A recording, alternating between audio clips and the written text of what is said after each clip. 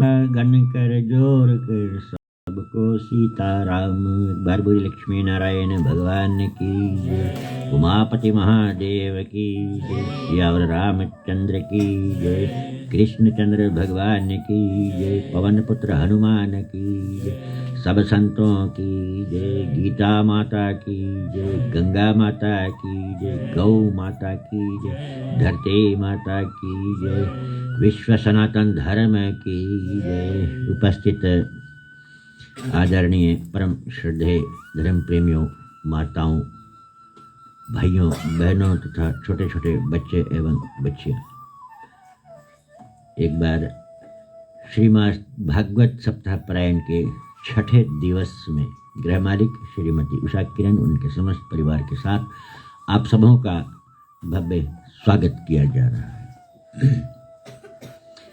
जो कथा है श्रीमद् भागवत महापुराण की, प्रधान भगवान कृष्ण की लीला है, जो 5000 से भी ज्यादा वर्ष पूर्व की कथा है। और भगवान की जो कथा है, राम की जो कथा है, उससे भी ज्यादा वर्षों बीत चुके हैं और भगवान ने इस पृथ्वी पर मानव के रूप में अवतार लिया, जो राम और कृष्ण के नाम से जाने जाते हैं। जो धर्म का पुनर्व्यवस्थित करने के लिए यदा यदा ही धर्मस्य, तो धर्म एक बहुत मूल वस्तु है हर एक प्राणी, हर एक जीव के जीवन में। पुण्य की वृद्धि होती है, धर्म पथ पर चलने से पाप का नष्ट होता है। सबसे उत्तम गृहस्थ धर्म माना गया है, जहां पर पति पत्नी संतान उत्पादन करते हैं और अपने वंशज की वृद्धि करते हैं, साथ साथ सामाजिक धर्म को भी निभाते हैं। ब्रह्मचर्य एक धर्म है जहां पर युवा अपने तेज का विकास और शिक्षा को ग्रहण करता है। इसी प्रकार संन्यास धर्म भी शास्त्र में बतलाया गया है। ब्राह्मण, क्षत्रिय, वैश्य और शुद्ध, ये 4 वर्ण बतलाए गए हैं और 4 वर्ण के अलग अलग अपना धर्म है। इसीलिए भगवान गीता का जब शुभारंभ करते हैं तो पहला धर्म क्षेत्र से आरंभ करते हैं। धर्म क्षेत्र वो क्षेत्र है जहां पर कभी ब्रह्मा, इंद्र, अनेक आदि ऋषियों ने भी आकर तपस्या किया था। सुख का मूल अगर कुछ है तो वो धर्म है। शायद इसीलिए हमको याद तो करते हैं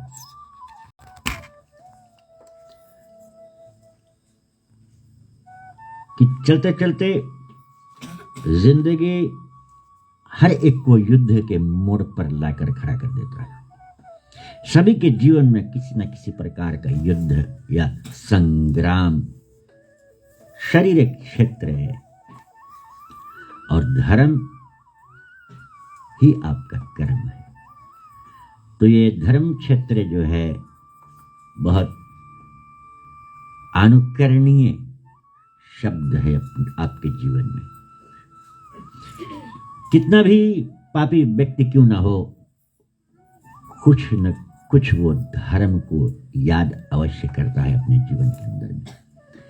परंतु जिसके सिर पर विनाश बैठा है वह कभी भी धर्म को याद नहीं कर सकता। इसका एक मूल कारण है शास्त्र कहते हैं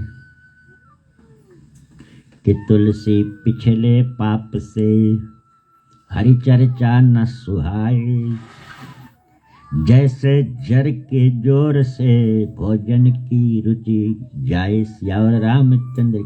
जर या बुखार, आपको बुखार लगेगा जब तो आपको भोजन की रुचि या इच्छा नहीं होगा, और आप कोशिश करेंगे तो आपको कड़वा लगेगा।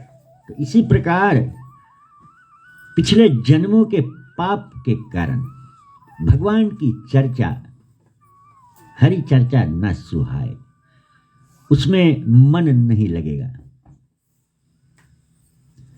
और वही पाप जो है मानव को धर्म क्षेत्र से कोसों मील दूर लेकर चला जाता है। अन्यथा जहां पर कथा प्रसंग सत्संग होता वहां पर संख्या भारी होना चाहिए। तो वक्ता जो होते हैं, प्रसंग जो प्रचार करते हैं, कथा में कितने लोग बैठे हैं उस पर ध्यान नहीं देते। कोई आए या न आए, लेकिन जो मुख्य श्रोता है वो तो कथा का पान करता। मुख्य लक्ष्य या उद्देश्य यही है। ये कली का प्रभाव है। ऐसे समय में अगर आप वहां पर जाओ जहां शराब का अड्डा है, जहां मांस का व्यापार हो रहा है, वहां पर आपको संख्या ज्यादा मिलेगी। यह कलयुग का प्रभाव है, लेकिन हर एक प्राणी को यह ज्ञान है कि उसको क्या करने की आवश्यकता है। तो आज की आदरणीय श्रद्धेय बंधुओं, कथा को प्रारंभ करने से पूर्व जिनका आचरण मंगल है, जिनका ध्यान करने से आपका हर एक मनोकामना, हर एक संकल्प की पूर्ति हो जाती, जिनके दया से मानव का जीवन सुलभ हो जाता है, उनका हम ध्यान करें और मंगलाचरण द्वारा आज की कथा को हम प्रारंभ करें। ओम मतिकर्णं भयहरणं गिरिजा शरणं गणेशं बिबंदे केदारे शनिवेशं योगेशं सर्वजगदीशं गुरुर्ब्रह्मा गुरुर्विष्णु गुरुर्देवो महेश्वर गुरुर्साक्षात् परं ब्रह्म तस्मै श्री गुरुवे नमः। ओम गजाननं भूतगणादिसेवितं कपितजम्बुफलचारः भक्षणम् उमाशुतं शोकविनाशकारकं नमामि विघ्नेश्वर पादपङ्कजम्। सरस्वते नमस्तुभ्यं वरदे कामरूपिणी विद्यारम्भं करिष्यामि सिद्धिर्भवतु मे सदा।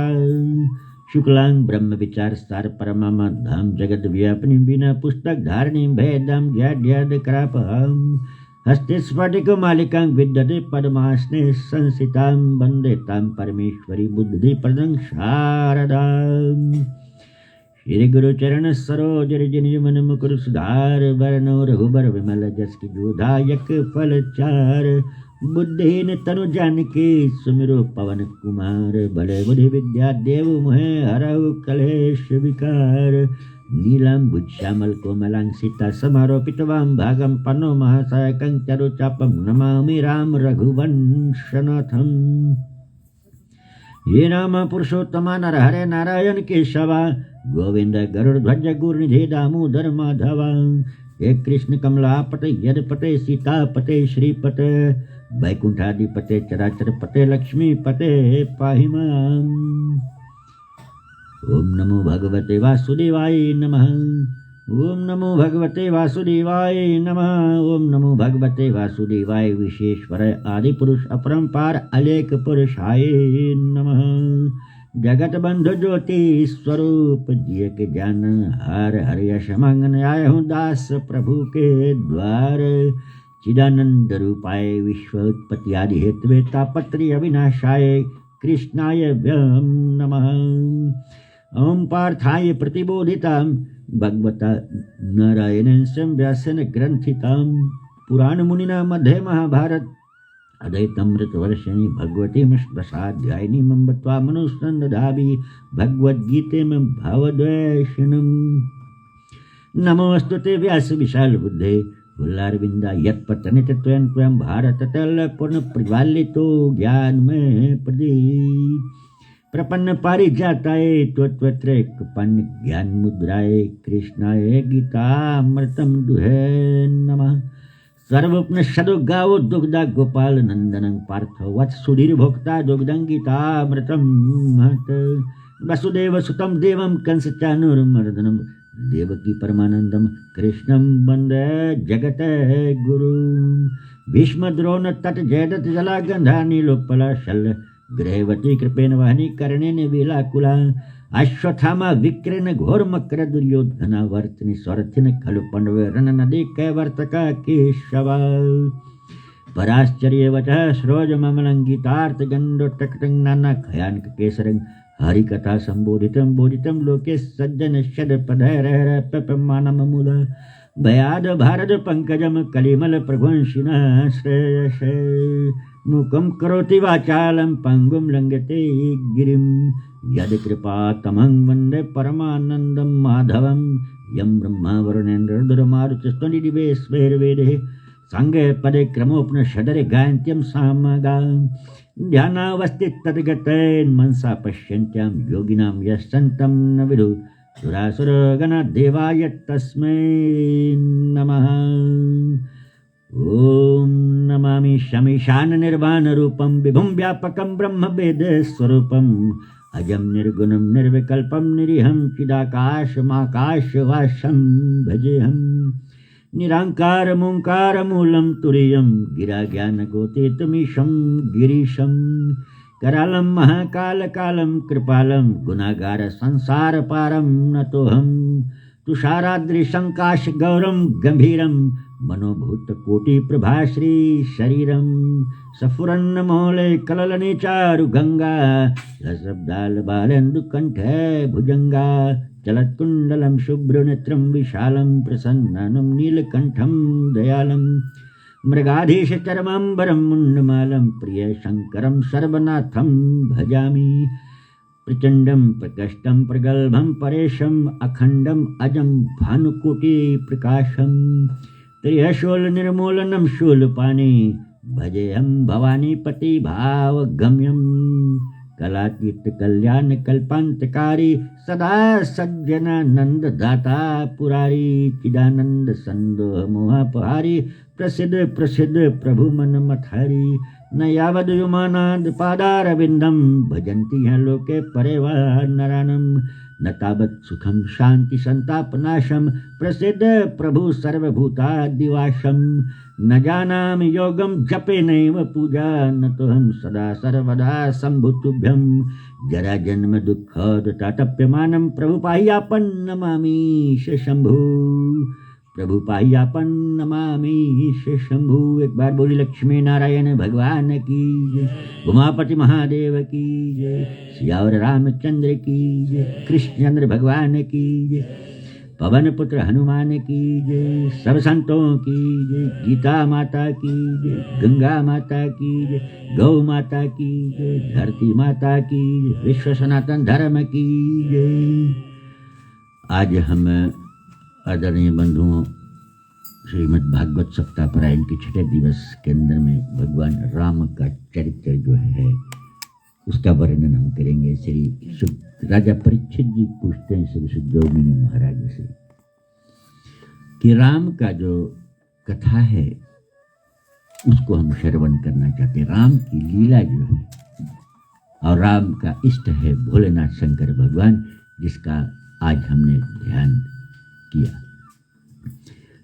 कि भगवत की प्राप्ति के लिए कोई भी वस्तु की प्राप्ति के लिए मन में इच्छा होना चाहिए।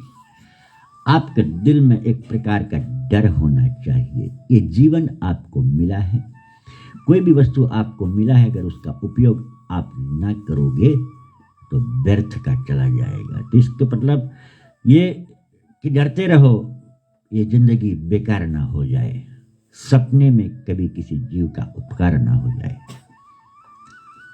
पाया है तन अनमोल सदाचार के लिए, और विषयों में फंस के कहीं अनाचार ना हो जाए। सेवा करो सबकी, और शुभ कर्म हरि भजन इतना भी करके पीछे कहीं अहंकार ना हो जाए। जब किसी का सेवा करो और शुभ कर्म करो तो इसका अहंकार नहीं करना चाहिए। मंजिल असल मुकाम की करनी है, तैयारी अभी तुम्हें, और इस ठग नगरी में आके कहीं गिरफ्तार ना हो जाए।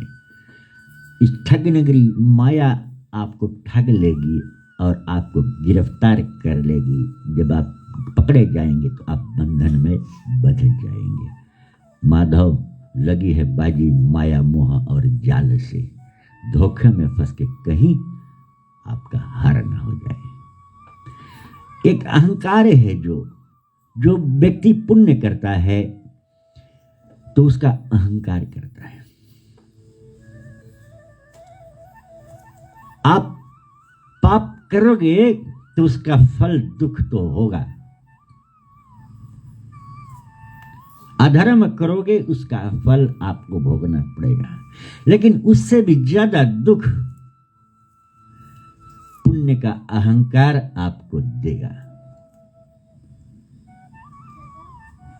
कभी कभी कोई दान करता है तो उसको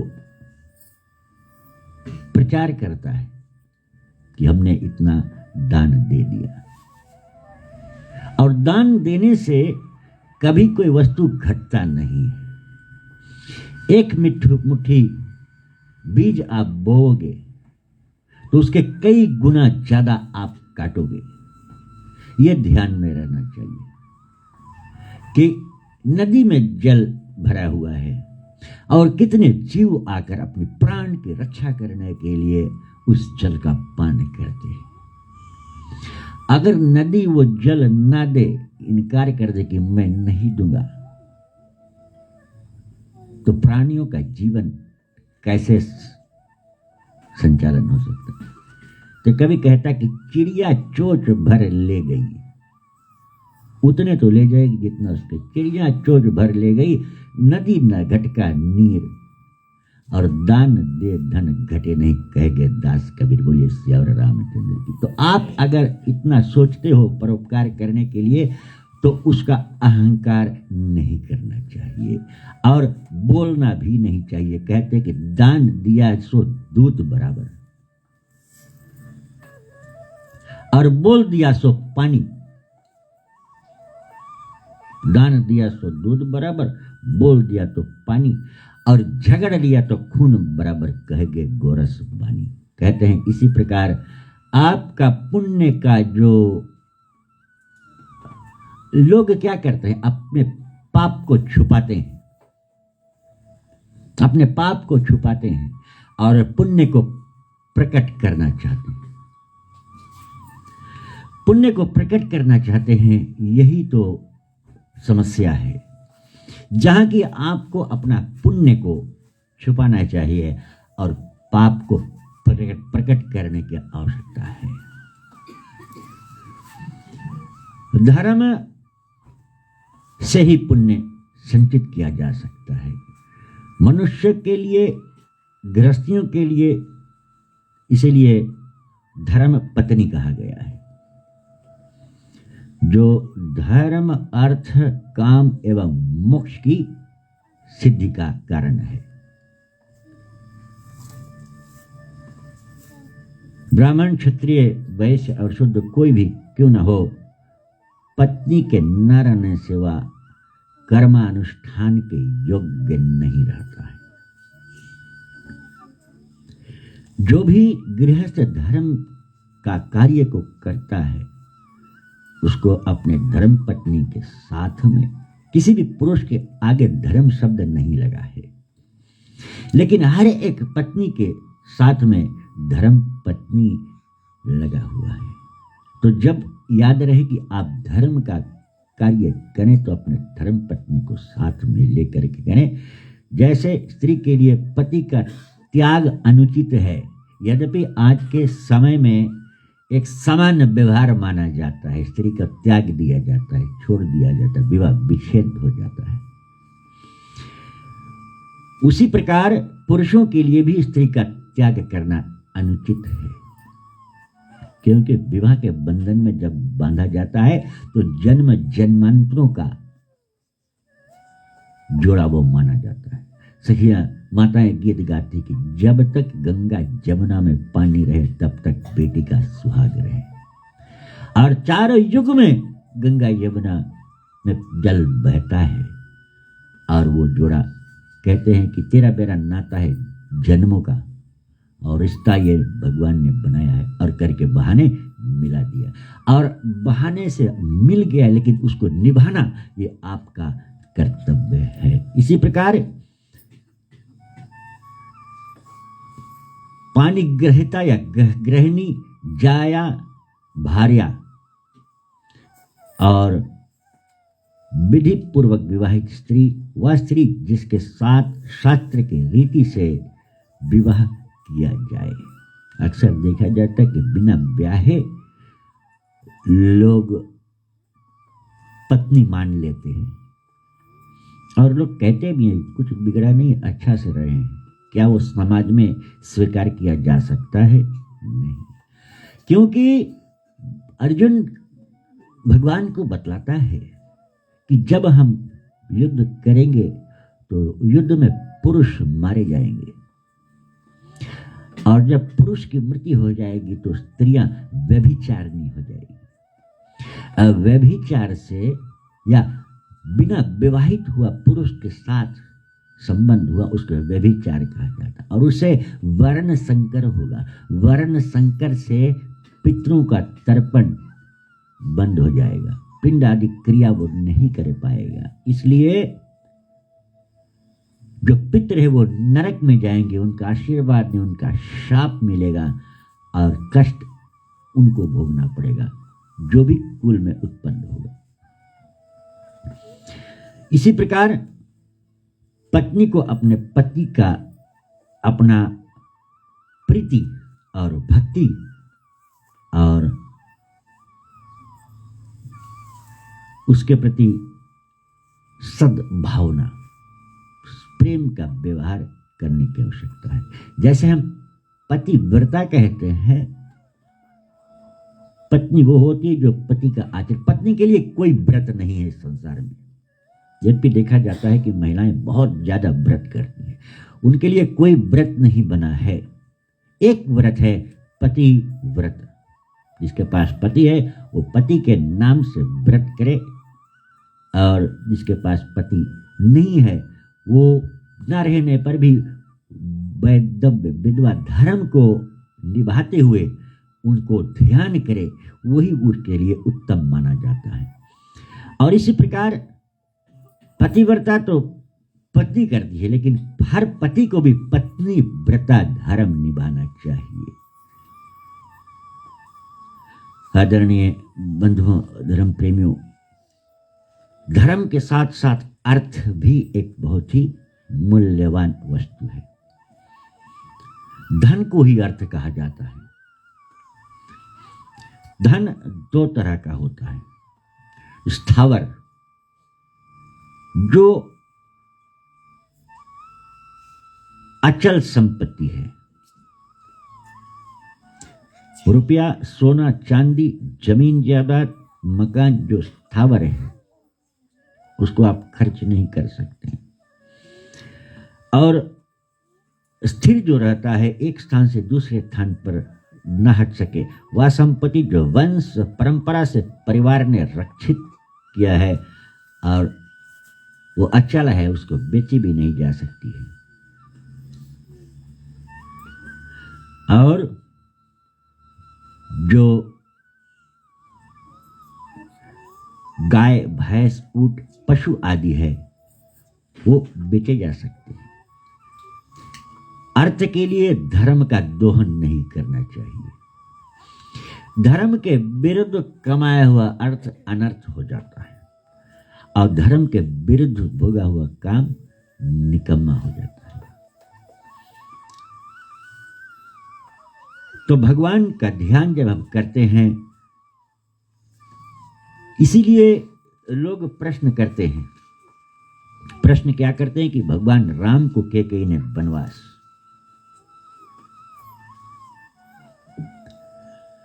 राम का वनवास हुआ तो सीता उसके साथ क्यों गई? ये सभी को मालूम है कि जब राम की लीला राम ही जाने, कि राम को मालूम है कि मुझे वन में जाना है और धर्म का पुनर्व्यवस्था के लिए और धार्मिक कृत्य को पूर्ण करने के लिए अपने धर्म पत्नी को साथ ले जाने की आवश्यकता है। फिर हम देखेंगे कि वो अपने पत्नी के साथ वनवास में भी किस प्रकार का व्यवहार करता है। आज घर में कुछ थोड़ा सा कष्ट हो जाए तो पति पत्नी में विवाद हो जाता है, संग्राम छिड़ जाता है और एक दूसरे का त्याग भी करने को तैयार हो जाते हैं।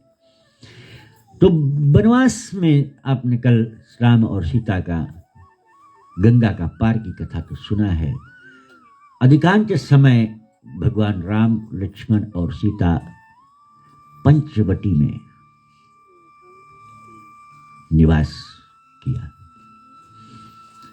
तो महात्मा गोस्वामी जी कहते हैं, श्री सुखदेव मुनि महाराज राजा परीक्षित से बतलाते हैं कि रामायण की कथा में आपने पढ़ा कि एक बार चुनि कुसुम नहाए, निज कर भूषण राम बनाए। पत्नी की रक्षा पति का उत्तरदायित्व है। पति ही पत्नी का हर कमी को पूर्ति कर सकता है। सीत ही पहिरावे प्रभु सादर, अपने कर भूषण राम बनाता है। हाथों के आभूषण जो है, वन में जंगल में कुछ ऐसे वस्तु पाता है, जैसे हम कुछ ऐसे वृक्षों में फल लगे होते हैं, उनको रुद्राक्ष जैसे है, और उसको हम किसी वस्तु में पिरोकर बांधकर और हाथों में पहन लेते हैं। तो भगवान कर का भूषण अपने आप बनाता, क्योंकि जब वनवास हुआ तो सन्यासी के वेश में वो निकल गए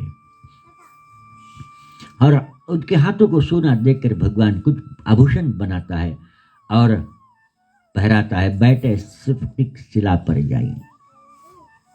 तो भगवान जब विचरण करता है वन में तो एक मनुष्य जैसा व्यवहार करता है। जैसे ब्रह्मा ने संदेह किया कि क्या ये सच में भगवान है, कृष्ण है या ब्रह्म है, तो ग्वाल बाल बछड़ों को चुरा ले जाता है। और आपने सुना वो कथा, भगवान कृष्ण पुनः हर एक ग्वाल, हर एक बछड़े को निर्माण कर लेकर के गांव वापस चला जाता है। ब्रह्मा देखता रह जाता है। और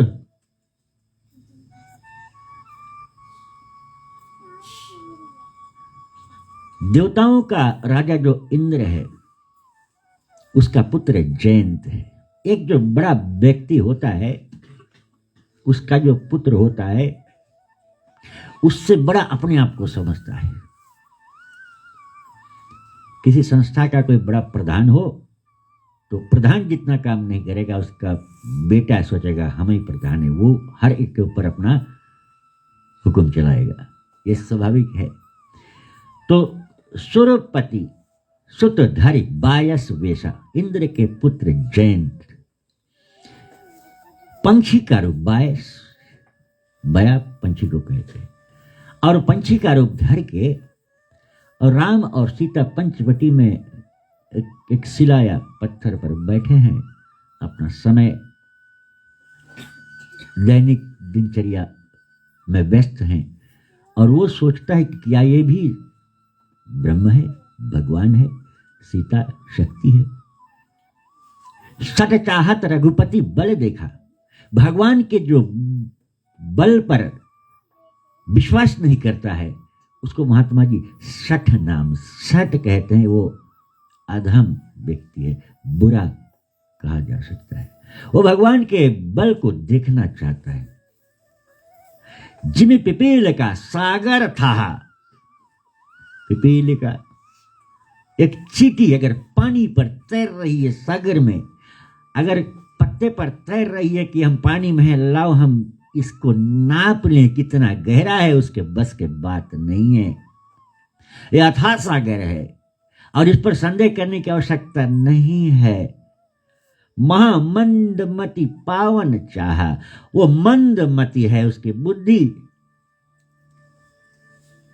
काम नहीं करती है और वो चाहता है तो क्या करता है। सीता अच्छे से अपने बैठे हैं, पांव पसार कर भगवान राम करके भूषण बना रहे हैं, सीता को पहरा रहे हैं और ऊपर से सुरपति सुत धर बायस, चिड़िया का धर कौए का रूप धर कर और आता है।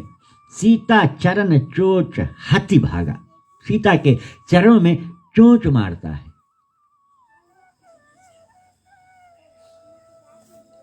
मूढ़ मंदमति कारण कागा, ये मूढ़ है और मंदमति है, बिना कारण ये सीता के पांव में चरण में प्रहार करता है।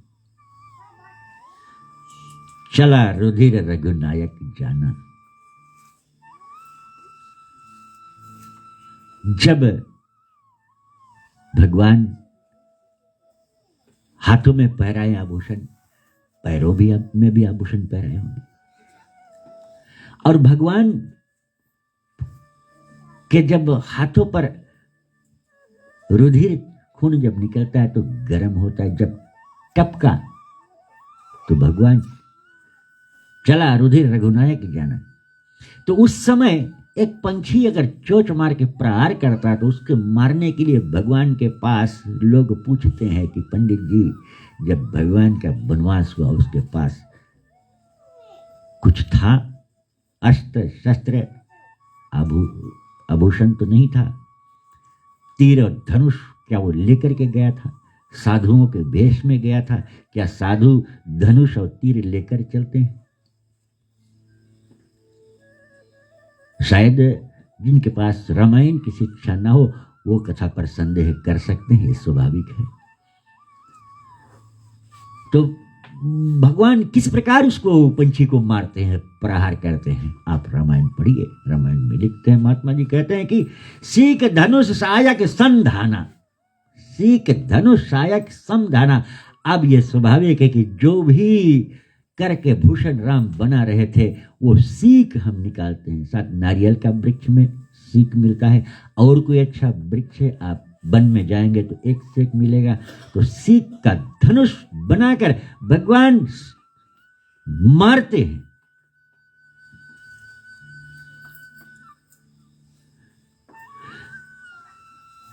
और राम जी का अति कृपाल जो स्वभाव है, सदा दीनों पर प्रेम रखते हैं।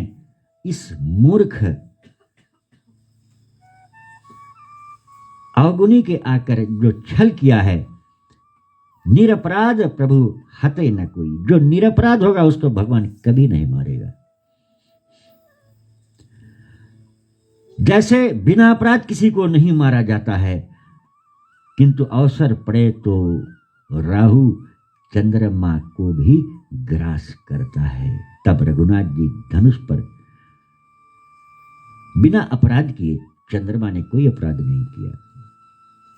जब अमृत बांटा जा रहा था समुद्र मंथन के पश्चात, देवताओं को कतार में खड़े करके अमृत वितरण किया जा रहा था और उन्हीं कतारों में भेष बदलकर राहु खड़े हो गए। चंद्र ने इशारा किया कि यह राक्षस है, क्योंकि जब अमृत पान कराया जा रहा था, जब एक बात और याद रखो कि जब आपको 3 बार आचमन किया जाता, आप जल हाथ में आपको मिले तो आपका हाथ का जो जल होता है, ये जो जिस जगह से आप जल का पान करते हैं उसको ब्रह्म तीर्थ कहते हैं। आप कोई साधारण वस्तु नहीं, उसमें उतना ही जल होता है जो केवल आपके कंठ तक पहुंचे, ना कि भर जाए पेट में। और जब पान किया जाता है तो उससे हम जब कुछ पीते हैं तो सुड़ सुड़ की आवाज आती, वो आवाज नहीं आना चाहिए। तो इस प्रकार अपनी वाणी को शुद्ध करने के लिए वो जल पियाया जाता है। तो देवताओं को जब बांटा गया, हाथों में पान करे, देवता ये समझते हैं, लेकिन जब राहु को मिला तो उन्होंने आवाज किया, तो आवाज से देवता जान गए कि ये कोई देवता नहीं है, राक्षस है, और चक्र से उसका 2 भाग हुआ, प्रहार किया, लेकिन अमृत पान करने के बाद वो अमरत्व को प्राप्त कर लिया।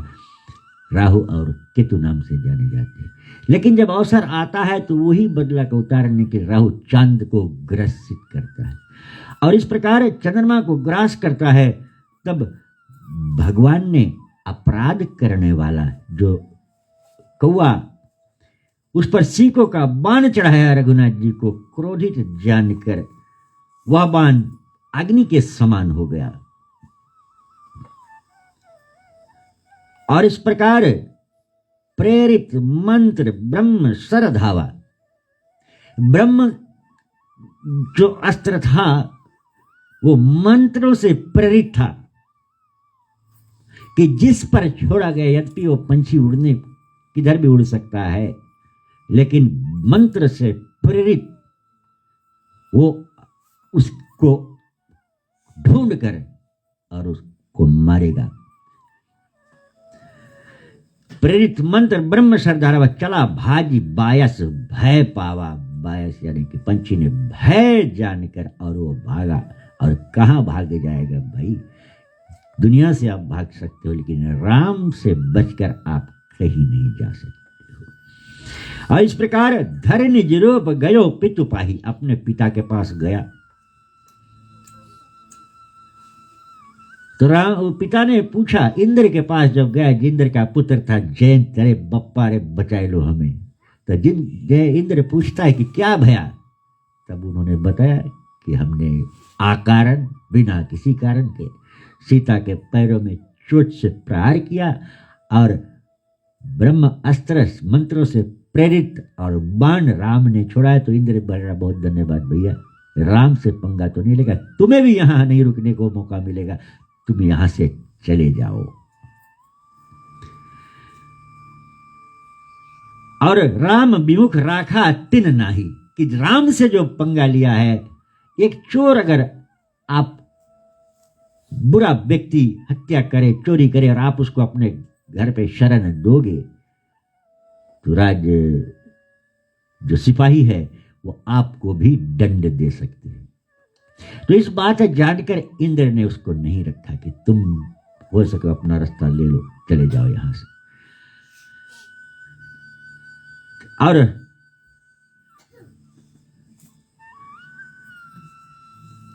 और इस प्रकार ब्रह्मधाम शिवपुर सब लोका, ब्रह्मलोक शिवलोक सब लोकों में फिरा भ्रमित व्याकुल भय शोका। कहते हैं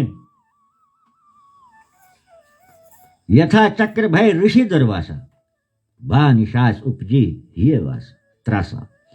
जहां जहां जाता है सब उसको धिक्कारते हैं, लौटाते हैं कि नहीं, हमसे काम नहीं बनी, ये तुम्हारा अपराध है, इसका सामना तुम्हें करना पड़ेगा। जो कर्म हम करते हैं उस कर्म को करते हैं कि जैसे 1000 गायें को लाकर खड़ा कर दो और एक बछड़ा को लाकर छोड़ दो, वो बछड़ा अपने मां के पास जाएगा। जिन्होंने ढेर गाय पाले हैं, कोई दूसरा बछड़ा दूसरे गाय के पास कभी नहीं। जैसे धेनु 1000 में वत्स जात लख मात, तैसे करता कर्म ही करता ही के डिग जात। इसीलिए तो कहते कि जैसी करनी वैसी भरनी, कर्म प्रधान विश्व कर राखा, जो जस किया तास फल चाखा। तो आप जो करोगे उसका फल आपको भोगना पड़ेगा, ये कोई दूसरा नहीं है, इसको नहीं बचा सकता है आपको उस बुरे कर्म के फल से। तो ये ग्रंथ हमें शिक्षा देता है और इस प्रकार किसी ने ही बैठने की जगह भी नहीं दिया। काहू बैठन कहा ना ओही, कोई बैठने को भी नहीं कहा कि थोड़ा देर बैठ जाओ भैया, पानी नहीं पी लो तुम जाना, नहीं हो सके इसी गोरे लौट जाओ। गुस्सा में जब कोई होता है कहता है कि अभी जब वो बाण आएगा तो किसी तो हमें भी घात हो सकता है। इसी प्रकार मातु मृत्यु पितु शमन समना, किसी ने उनसे बैठने को नहीं कहा। रघुनाथ जी के द्रोही को कौन रख सकता है, और माता उसे माता मृत्यु पिता यम अमृत विष के समान हो जाता है। कहते हैं कि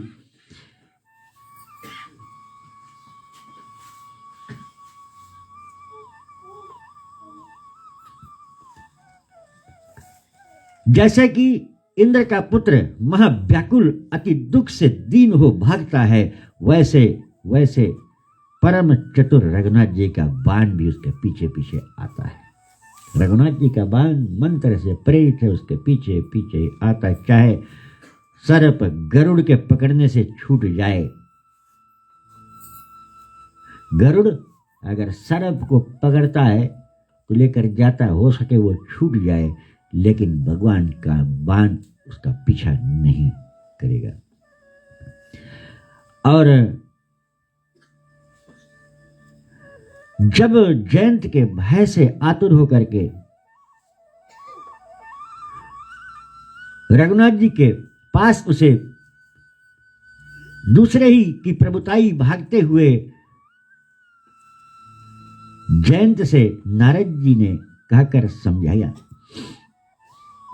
और रघुनाथ जी के पास चले जाओ, और इसी प्रकार कहना कि हे दीनों के हितकारी मेरी रक्षा करो। कि नारद देखा बिकल जयंता, जयंता वही है इंद्र के पुत्र, और नारद जो देखा ये बिकल है व्याकुल है, तो नारद मुनि, अब उनको भी नारद मुनि एक संत है और एक अपराधी है। अपराधी जब संत से मिलता है तो नारद मुनि उसका निवारण बतलाता है कि क्या करो। नारद देखा बिकल जयंता, लागी दया कोमल चित संता। संतों के कोमल चित होते हैं और वो संतों दीनों पर दया करते हैं। नारद मुनि बतलाता है कि जाओ तुम भगवान राम के शरण में वापस लौट कर चले जाओ और उनसे क्षमा मांग लो, क्षमा प्रार्थना करो। क्षमा बड़न को चाहिए। जो भी कोई भगवान के चरणों में क्षमा प्रार्थना करता है, नित्य प्रति हम आखिर जन्म जगत में वही पाप किए भी रहा न कोई, हम नित्य प्रति कुछ न कुछ पाप कर देते हैं। और इस प्रकार श्री सुखदेव मुनि राजा परीक्षित का जो संवाद है, आज हम भगवान राम की कथा का गुणानुवाद, जो संदेश है, भगवान राम ने अनेक लीलाएं रची है जिसके पीछे कुछ न कुछ अवश्य शिक्षा प्रद विषय हैं, उसको अपने जीवन में हमें उतारना चाहिए। लेकिन फिर भी आज लोगों पर संशय है, बहुत से संशय भरा हुआ इस संसार है और लोग प्रश्न को लेकर के घूमते हैं। तत्पश्चात राम कथा क्या है? मंदाकिनी बहती है पंचवटी में। पंचवटी एक ऐसा सुंदर जगह है जहाँ का सुंदर दृश्य है, सुंदर शोभा है, वन है, फूल है, बाग है, अच्छे अच्छे फल है। नदियाँ, जब राम वनवास में जाता है तो नदियाँ भी स्वच्छ हो जाती है, वन फलों को उत्पन्न करता है। और इस प्रकार इतना सुंदर है वो पंचवटी, जहाँ पर मंदाकिनी है। मंदाकिनी गंगा है, मंदाकिनी नदी है जो प्रवाह हो रही है, जिसका पान आप कर रहे हैं। कथा गंगा है, गंगा बहती है। गंगा किधर की बहती है? गंगा ऊपर से नीचे की ओर बहती है, प्रवाह होती है। इसीलिए जो वक्ता होता है उसका आसन उच्च स्तर पर दिया जाता है, और जब गंगा का प्रवाह होता है तो श्रोता जो होते हैं उसका पान करते हैं। तो राम कथा गंगा है, राम कथा मंदाकिनी है। राम कथा मंदाकिनी चित्रकूट चितचार। चित्रकूट है जो, जहाँ पर भगवान वन में घूमते हैं और चार चित वो चित्रकूट है। तुलसी सुभग स्नेह बन सिया रघुबीर बिहार सियावर रामचंद्र की। चित्रकूट में भगवान राम और सीता बिहार कर रहे हैं और कथा है मंदाकिनी और चित्रकूट आपका चार चित है। आपके स्नेह जो है, तुलसीदास कहते कि स्नेह जो है वो वन है जहां पर सीता और राम विहार करते हैं। राम क्या है, सीता क्या है? सीता भक्ति का रूप है और राम ज्ञान का रूप है। आपको भक्ति धारण करना अपने हृदय में, भक्ति से भगवत की प्राप्ति किया जा सकता है और ज्ञान की वृद्धि कराया जा सकता है। तो चित्रकूट में भगवान राम अत्रि मुनि के आश्रम में पहुंचता है। अत्रि मुनि भगवान राम का स्तुति करता है, जैसे हम गीता का ध्यान मंत्र कहते हैं, जैसे हम भोलेनाथ शंकर भगवान का स्तुति करते हैं।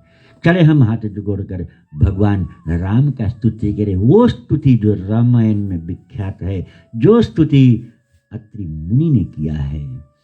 ओम नमामि भक्तवत्सलं कृपालशील कोमलं भजामि ते पदाभुजं अकामिनं स्वधामनं निकाम श्याम सुंदरम भवम बुनात मंदरम प्रफुल्ल कंजलोचनम मदादि दोष मोचनम प्रलंब बाहु विग्रहम प्रभुव प्रेम वैभवम निशंक चाप सायकम धरम त्रिलोक नायकम दिनेश वंश मंडनम महेश चाप खंडनम मुनिंद्र संत रंजनम सुरारि वृंद भंजनम मनोज वैरि वंदितम अजाज देव सेवितम विशुद्ध बोध विग्रहम समस्त दोषनापहम नमामि इंदिरापतिम सुखाकरम शतम गतिम भजे सशक्ति सानुजन सचीपते प्रियानुजन तुदंद्री मूल्ये नरा भजन्ते निमत्सरा पतंतिनो भवर्न में भीतर के बीच संकुले विविक्त वासिनो सदा भजन्ति मुक्त ये मुदा निरस्य इंद्रियादिकं प्रियन्ति ते गतिम सुखम तमेकमद्भुतं प्रभु निरीहमीश्वरं विभु जगद्गुरु च शाश्वतं तुरीयमेव केवलं भजामि भाववल्लभं कुयोगिनं स्वदुर्लभं स्वभक्तकल्पपात्रपं समेत्सेवमन्वहम् अनूपरूप भूपतिं नतः मुर्विजापतिं प्रसिद्ध में नमामि ते पदाब्ज भक्ति देह में पठन्ति ये स्वदम् इदं नरादरणेन ते पदं भजन्ति नाथ संशयं त्वदीयं भक्ति संयुत। बोलिए सियावर रामचंद्र भगवान की जय। ये स्तुति है जो ऋषि मुनि भगवान का करते हैं और इसको जो भी कोई करता है इस प्रकार विनती कर हाथ जोड़कर शिव निवाकर मुनिराज कहने लगे, हे नाथ आपके चरण कमल मेरी मति में कभी ना त्यागे। ऐसी स्तुति आप भगवान से करो कि भगवान की प्रति आपके का जो स्नेह है आपका जो स्नेह है वो वन रूपी है, इतना संख्य है, इतने घना है कि वो भक्ति भगवान के प्रति आपके कभी अब से आप विमुख ना हो, कभी वो हटे ना, भगवान पर आप कभी संदेह करोगे तो आपका जन्म जन्म आपको सुखदायक चरण कमल मेरे प्रेम में ऐसे जुड़े जैसे चरणों का, जैसे चकोर का चंद्रमा में प्रेम बढ़ता है। और अत्रि मुनि की पत्नी जो है अनसुया, पद गही सीता, मिली बहोर सुशील विनीता। सीता अभी तक वन में राम और लक्ष्मण के साथ विहार रही थी। आज कोई माता के समान, कोई गुरु के समान आज मिला है सीता को कि उनको कुछ धैर्य, एक नारी से जब मिलती है तो उनका समय कम पड़ जाता है कि आपस में उनकी जो वार्ता होती है और अपना सुख और दुख वो बांटती है। और जो सिय सकल लोक सुखदाता अखिल लोक ब्रह्मांडिक माता, वो माता तुल्य है और सीता को कुछ शिक्षा देती है। जो ऐसे दिव्य वसन आभूषण पहराया उन्होंने सीता को कि अभी वन में बहुत दिन बाकी है। एक वस्त्र है जो धोया जाता है, पहरा जाता है, और उन्होंने ऐसे वस्त्र उनको दिया जो कभी मैला न हो, सदा प्रकाशित रहे। ऐसे वस्त्र गहने उनको पहराया, नित्य नए शोभायमान। और इस प्रकार उनको नारी धर्म जो है उसको उसका शिक्षा भी दिया। कहती है कि स्वामी अनंत सुखदाता है। आपके पति जो आपका स्वामी है। गृहस्थ में जब विवाह कराया जाता है तो पति पत्नी को एक शब्द है दंपति, दंपति से उनको संबोधित किया जाता है। दम संस्कृत में घर को कहते हैं और पति स्वामी को कहते हैं। तो जब हम दंपति कहते हैं तो दोनों को संबोधित करते हैं, पति और पत्नी को। वो दोनों घर के स्वामी है। जहाँ की ये आदर्श हमारे सदियों से, हमारे ग्रंथों में हजारों वर्ष से मिलता है। लेकिन पश्चिमी सभ्यता आज बराबर अधिकार, इक्वल राइट्स के लिए भाग रही है। जहाँ की हमारे सभ्यता में पति और पत्नी को बराबर अधिकार सिद्ध है गृहस्थ जीवन में, घर में। और इस प्रकार स्वामी सुख का दाता है। जो स्त्री अपने स्वामी की सेवा नहीं करती है वो अधम है। अनसुईया वो सीता को बतलाती, ये नहीं कि सीता नहीं जानती है, सीता भक्ति का स्वरूप है, लेकिन वो भगवान का जो गुणानुवाद है वो रामायण में आपके जीवन में उतारने के लिए आपके लिए एक गुण शिक्षा है। धैर्य धर्म मित्र स्त्री को आपातकाल में परखना चाहिए। धीरज धर्म मित्र और नारी आप आपदकाल परखिए सारी। ये जो चौपाई है ये सभी कोई जानते हैं। आपको याद हो जाए कि ये चौपाई अनसुईया अत्रि मुनि के पत्नी माता सीता को बतलाती है कि जब कोई भी कार्य आपको करना हो आपको धैर्य धारण करना होगा, धीरज और धर्म। किसी भी समस्या जब आ जाए तो उस पर शीघ्र ही निर्णय आप लोगे तो आप गलत साबित हो सकते हो। आप धैर्य धारण करो, आप धर्म के नियम अनुसार उसका विचार करो। और जब आपातकाल आ जाता है तो ही आपको धीरज धर्म मित्र परखा जाता है। और नारी आज भगवान विपत्ति में है, लेकिन पत्नी वो है जो पति का साथ दे। तो आज ये अनसुईया कहती है कि पत्नी वही है जो हर आपातकाल में पति का सहायता दे, पति के सहायक करे। और पत्नी पर जो प्रहार हुआ है आज, राम ने उसको उसका संरक्षण करा। ये सिद्ध करता है कथा कि हर पत्नी को अपने पति का, हर पति को अपने पत्नी का संरक्षण के लिए ही जीवन होता है। एक धर्म एक व्रत नेमा, पत्नी के लिए एक धर्म है और एक व्रत है, वही उसका नेम है। स्त्रियों का एक ही धर्म एक ही व्रत, शरीर वचन मन से पति के चरणों में प्रेम करना स्त्रियों के एक ही धर्म है। कहते हैं कि जगत में पतिव्रता 4 प्रकार की होती है, ऐसे वेद पुराण संत कहते हैं। उत्तम उत्तम मध्यम नीच लघु सकल कहो समझाए, आगे सुनते भवत रहे सुनो सिए चितलाए। सियावर रामचंद्र की हे सीता तुम सुनो कि 4 प्रकार के पतिव्रता धर्म है। एक है उत्तम, एक है मध्यम, एक है नीच, एक है लघु। सब प्रकार समझाकर कहते कि जो आगे सुनेगा संसार सागर से पार हो जाएगा। जानकी जी तुम भी मन लगाकर सुनो। उत्तम के अस बस मन माही। उत्तम पवित्रता स्त्रियों के मन में यह बात बसी रहती है कि दूसरा का पुरुष का सपने में भी जगत में नहीं है। अर्थात सब स्त्री पुरुष तो केवल मेरा पति है। मध्यम पतिव्रता पराये पतियों को भाई समान मानते हैं। जो धर्म विचार के अपना कुल समझ के रहती है वो निष्कष्ट स्त्री है, ऐसा वेद कहते हैं। जो अवसर न मिलने से तथा कुल और गुरुजन के भय मान के कारण से धर्म में रहती है, उन्हें जान लेना चाहिए कि जगत में वे अधम स्त्री है। जो डर के मारा भय से अपना निभाती है वो अधम है।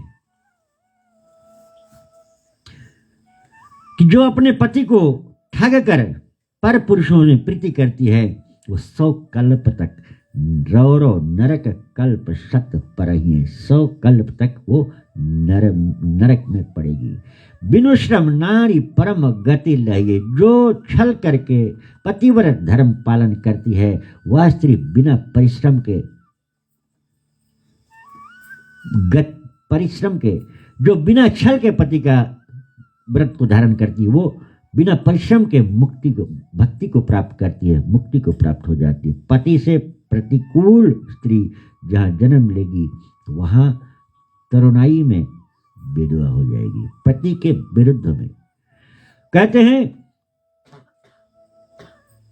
सुमिर नारी पति व्रत करही, सुन सीता तब नाम, कहो कथा संसार रहित, ताही प्राण प्रिय राम सियावर रामचंद्र की। चाहे कुछ भी हो तुम्हारे लिए तुम्हारा प्राण जो है प्राण के समान प्रिय है वो भगवान राम ही है। और क्या होता है एक समय की जो बात है, भगवान राम अपने लीला को रचने के लिए इस पृथ्वी पर जन्म लिया है और पृथ्वी का भार उतारने के लिए जन्म लिया है। और आज अब वो मोड़ पर पहुंच गए हैं जहां भगवान को कुछ अपना लीला आरंभ करने की आवश्यकता है। और पंचवटी जहां पर जो भी कुछ ज्ञान आपको प्राप्त हो वो आपका जीवन बदल देगा। तो जब ऐसे स्वच्छ निर्मल मंदाकिनी प्रवाह हो रही है, जल की धारा बह रही है, भक्ति की प्रवाह हो रहा है, लक्ष्मण और राम कहते हैं कि एक बार प्रभु सुख आसीना, लक्ष्मण बचन कहो छल हीना, सुर नर मुनि सचराचर साई, मैं पूछो निज प्रभु की नाई। और क्या कहते हैं कि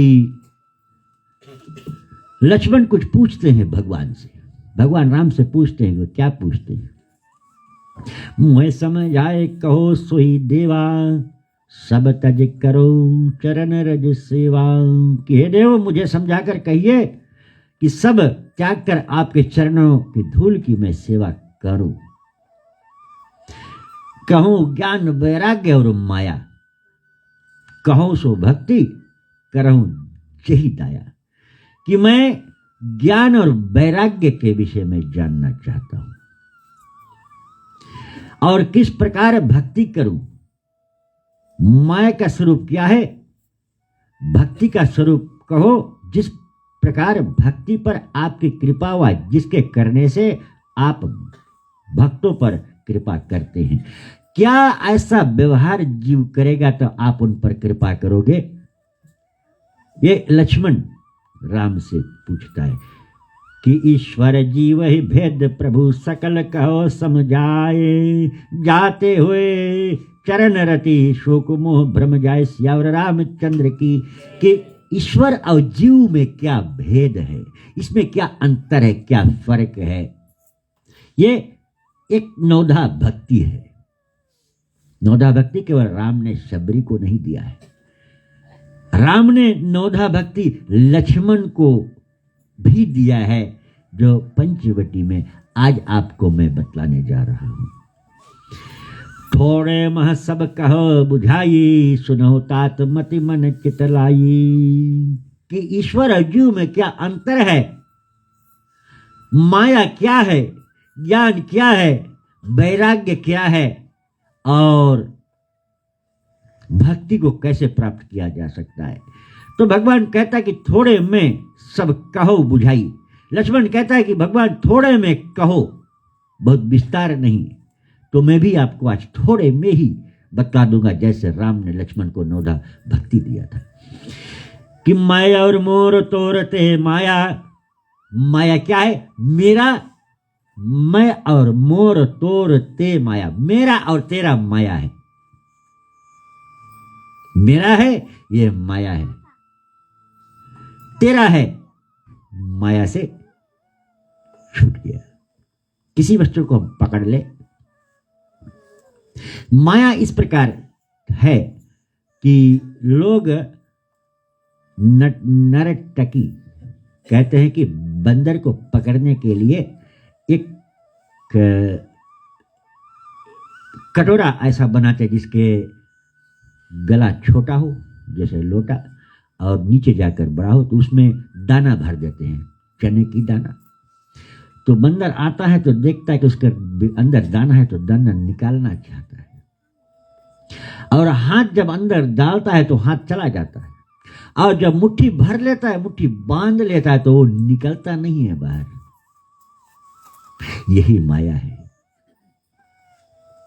अगर वो छोड़ दे तो छूट जाए, लेकिन वो छोड़ता नहीं है और उसमें बंधा जाता है, पकड़ा जाता है। स्वामी आता है और बंदर को पकड़ लेता है। तो इसी प्रकार हमने भी जगत की वस्तुओं को पकड़ रखा है। मैं और मोर तोड़ते माया, जाहि बस जही बस कीने जीव निकाया। जिसके कारण ये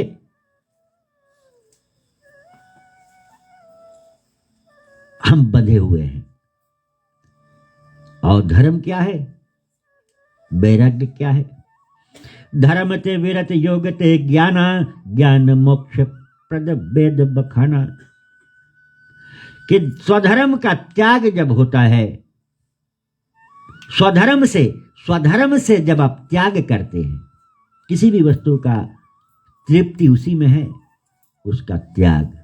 भोग में तृप्ति नहीं है। और धर्म से आप जब त्याग करते हैं, वही त्याग होता है। और योग से ज्ञान होता है, ज्ञान से मोक्ष की प्राप्ति होते हैं। जाते बैग द्रवो में भाई, सोमम भक्ति भक्त सुखदाई। वही जिसमें शीघ्र प्रसन्न मैं हो जाता हूं, सो मेरी भक्ति भक्तों को सुख देने वाली होती है। कि भक्ति के साधन कहूं बखानी, सुगम पंथ मोहि पावहि प्राणी। जो नौधा भक्ति है, सुगम पंथ मोहि पावहि प्राणी। जो सरल पंथ यानी कि सरल रास्ता है, मुझे कैसे प्राप्त करना है, भक्ति के साधन भगवान बतलाता है। प्रथम ही विप्रचरण अति प्रीति। भक्ति के साधन पहला है ब्राह्मणों के चरणों में प्रीति। निज निज धर्म निरत श्रुत रीति। अपने अपने धर्म और श्रुति, रीति, श्रुति यानी कि वेद शास्त्रों के मार्ग पर चलता हुआ जो ब्राह्मणों के चरणों में प्रीति रखता है। यहां तो ब्राह्मणों का विरोध किया जाता है। और जो ब्राह्मण नहीं होता है, वो नकली साधु ब्राह्मण के वेश बनाकर लालच में कि हम कथा करेंगे, प्रवचन करेंगे, प्रचार करेंगे, 2 घंटे के कथा में 1 घंटे सिर्फ गाना गाएंगे, तो आप संदेश क्या पहुंचाओगे। गीत संगीत तो जीवन भर के लिए बना हुआ है। आज इस कथा का आयोजन कई वर्षों में जीवन में पहले बार इस द्वार पर हुआ है और मुश्किल से 2 घंटे समय मिलता है कुछ प्रवचन करने का, और उसको हम समय गंवा देंगे तो समय लौट कर नहीं आएगा। तो इस प्रकार इसका फल यह है कि विषयों में विराग होना, अपने धर्म और वेदों के नियमानुकूल अपना जो आप व्यवहार करोगे,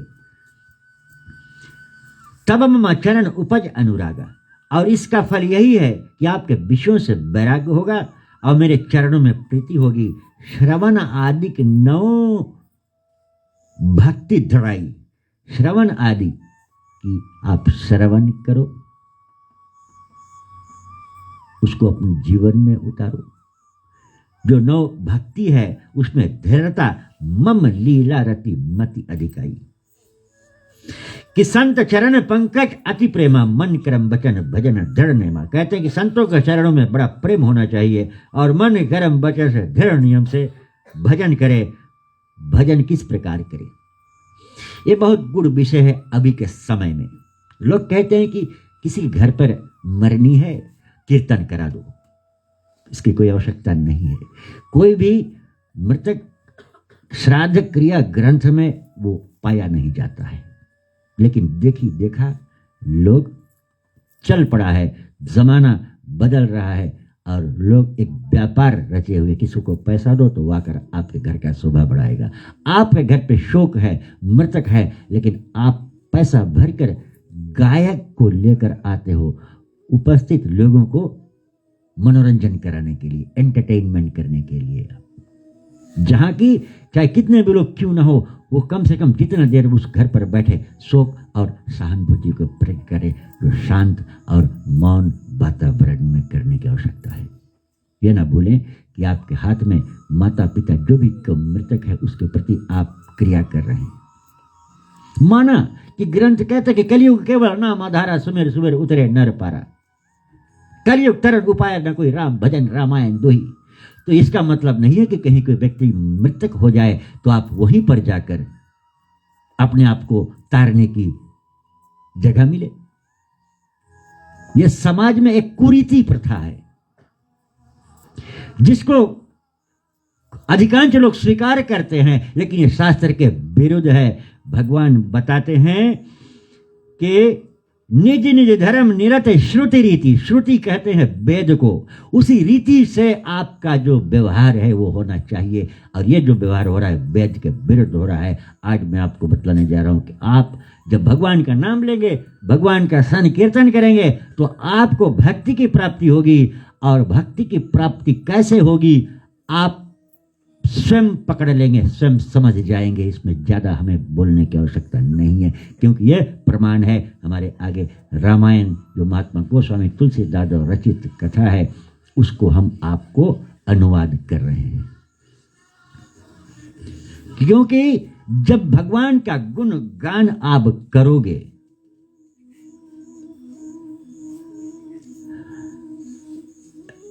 भगवान नारद जी कृष्ण भगवान से पूछते हैं एक समय, पहला दिन मैंने कहा था लेकिन आज समय अनुकूल मैं कह दूं तो उचित होगा, कि किस बहुत दिन होगा आपका भेंट नहीं होगा, आप कहां रहते हो आजकल। तो भगवान बतलाता कि नाहंग बसंती वैकुंठे योगी नंग हृदय नाचा, मत भक्ता तत्र गायत्री अतंग तिष्ठामि नारदन। मैं ना बैकुंठ में वास करता हूं, ना योगियों के हृदय में वास करता हूं। मेरा नाम मत भक्ता तत्र गायत्री अत्रंग, मेरा नाम का जो कीर्तन का गान मत भक्ता पागल होकर गाता तिष्ठामि नारदम, मैं उनके हृदय में वास करता हूं। आपके पिता का देहांत हुआ, आप पागल होकर के भगवान का नाम गुणगान कर सकते हैं? नहीं। कहते हैं भगवान का गुण गाते गाते क्या हो जाए, आपका शरीर पुलकायमान हो जाए, हृदय आपके गदगद हो जाए। यह कब हो सकता है? आंखों से आंसू बहने लगे,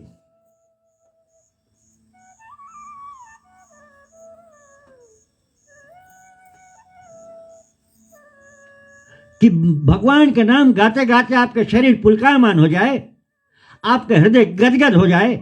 भला बताओ, आपके पिता की मृत्यु हुई है, आप कीर्तन गाते गाते आपका शरीर पुलकायमान होगा, आपका हृदय गदगद होगा 13 दिन के अंदर में? नहीं होगा।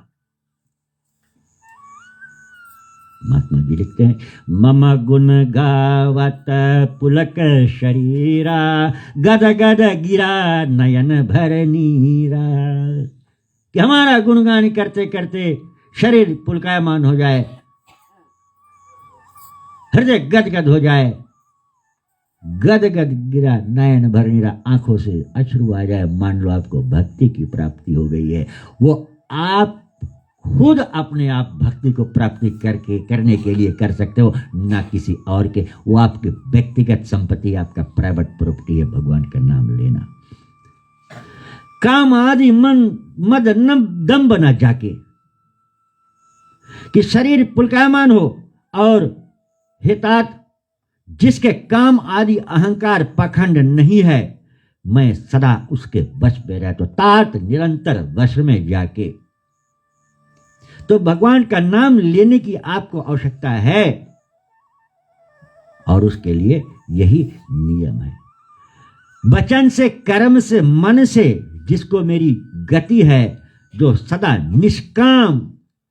कल आपने देखा कि गंगा तट का तट जो है, जो निष्काम भाग है, जहां पर पानी आता जाता रहता है, बालू की रेत है, जहां पर कोई रकम के खेती कृषि नहीं किया जाता है, वो एक भाग है। निष्काम भाव से निष्काम भाग पर केवट बैठा है तो भगवान उनके पास आता है। तो आपको निष्काम भाव से, बिना किसी शर्त के, बिना किसी लालच के, बिना किसी लोभ के भगवान को आप कहते हैं कि जो सदा निष्काम से भाव से भजन मेरा करता, उसके हृदय कमल में सदा मैं विश्राम। तिनके हृदय कमल में करहु सदा विश्राम, सियावर रामचंद्र की जय। तो यही है भक्ति की प्राप्ति। भगवान का नाम आप लोगे तो आपको भक्ति की प्राप्ति होगा। कोई शर्त नहीं है, केवल आप खुद अपने आप का उद्धार करने के लिए, ना कि किसी के मनोरंजन के लिए आप कराओगे तो आपका उद्धार होगा। नहीं, कोई और गाएगा, आपका शरीर पुलकायमान होगा, आपका हृदय गदगद होगा। भक्ति प्रवेश करेगी तो अश्रुओं की धारा बहेगी। तो यही समझ लेना कि आपको भक्ति की प्राप्ति हो रही है। और भक्ति को भटकाने के लिए राम ज्ञान का स्वरूप है, सीता भक्ति का स्वरूप है, और लक्ष्मण वैराग्य का स्वरूप है। जब ज्ञान और वैराग्य लक्ष्मण और राम सीता का संरक्षण करते हैं, वो भक्ति साबित है, भक्ति बची है, भक्ति उनके साथ में है। लेकिन भक्ति को हटाने के लिए, भक्ति को कम करने के लिए अधर्म रूपी राक्षस जो है उन पर प्रहार करेगा। शूर्पणखा रावण की बहिनी, जो शूर्पणखा है वो रावण की बहिनी है। दुष्ट हृदय दारुण जिमी अहनी, पंचवटी सो गई एक बारा। वो पंचवटी में एक बार जाती है, देख विकल भई युगल कुमारा। अरे दादा रे, जब शूर्पणखा राक्षसी जाती है बंगाल में, इतना सुंदर दो पुरुष को देखकर और अपने आप को बहुत सम्मानित करती है, एक और सुंदर स्त्री का रूप धारण करती है। एक सुंदर स्त्री दूसरे सुंदर स्त्री को देखकर तो जलन तो करेगी, स्वाभाविक है। लेकिन वो करेगी जो ज्यादा मेकअप करके आएगी कि कुछ कसर तो नहीं रह गया है। आजकल तो फोन में देखेंगे अपन, सेल्फी मारेंगे और इधर से उधर से, लेकिन जो मेकअप नहीं करेगी वो कभी वो काम नहीं करेगी और किसी पर जलन भी नहीं करेगी।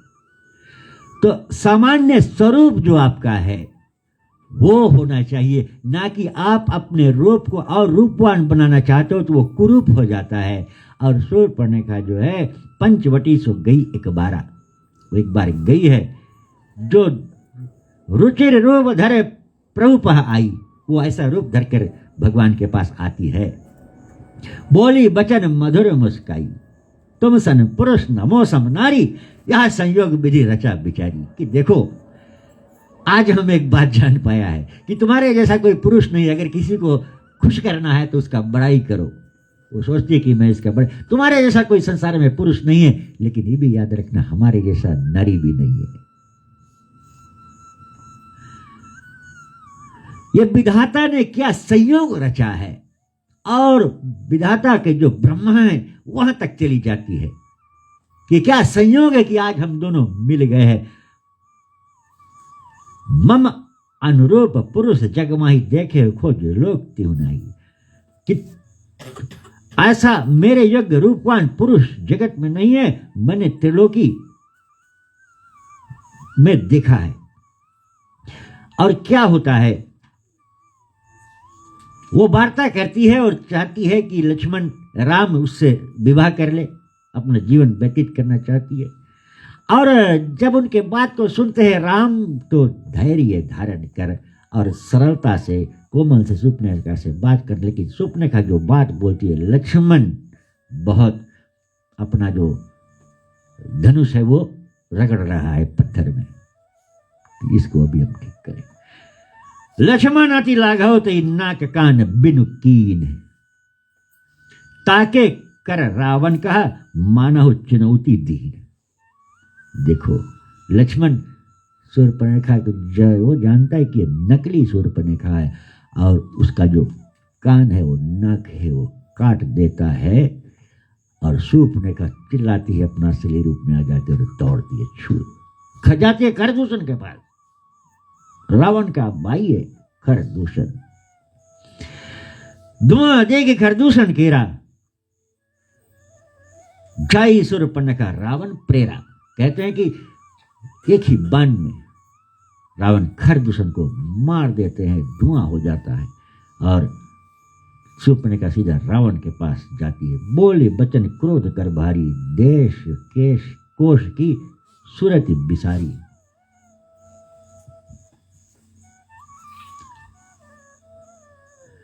और अब राक्षसी को थोड़ी देर के लिए संतों का संगत होता है। राम और लक्ष्मण दो संत है, ज्ञान और वैराग्य है, साथ में भक्ति है। देखिए थोड़ा सा असर आपको अगर पड़ जाए संतों के, आपके जीवन में परिवर्तन आ जाती है। शूर्पणखा जाती है रावण के पास, तो क्या कहती है कि मदपान करके दिन रात सोता है, खबर नहीं है तेरे सिर पर शत्रु आ गया है।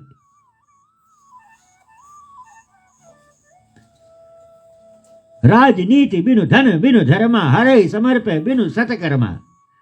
कि देखो राज्य के बिना, धर्म के बिना, धन का और हरि को अर्पण किए बिना, सत्कर्मों का, बिना विवेक के विद्या का फल श्रम मात्र है। और इस प्रकार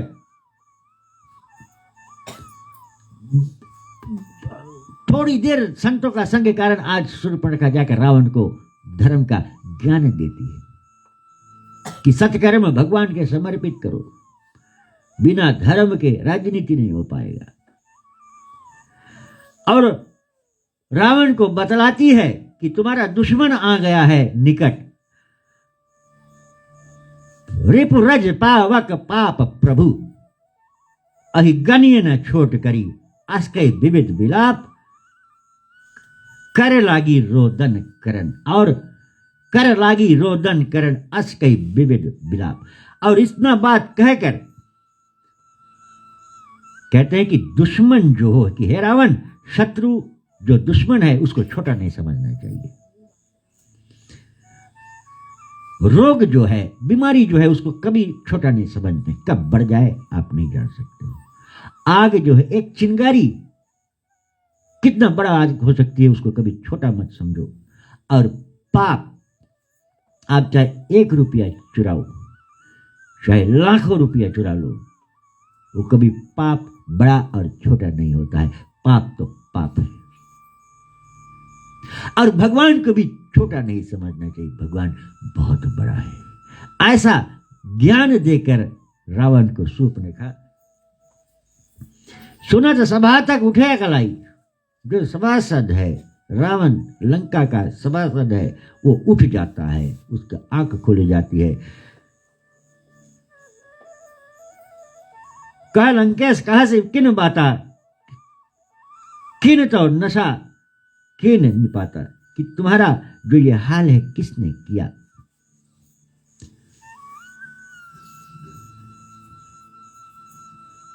जिनकी भुजाओं का बल आप नहीं समझ सकते वो बड़े बलवान है।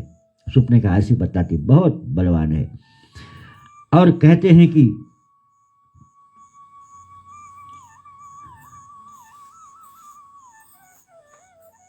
तुम खरदूषण के पास गई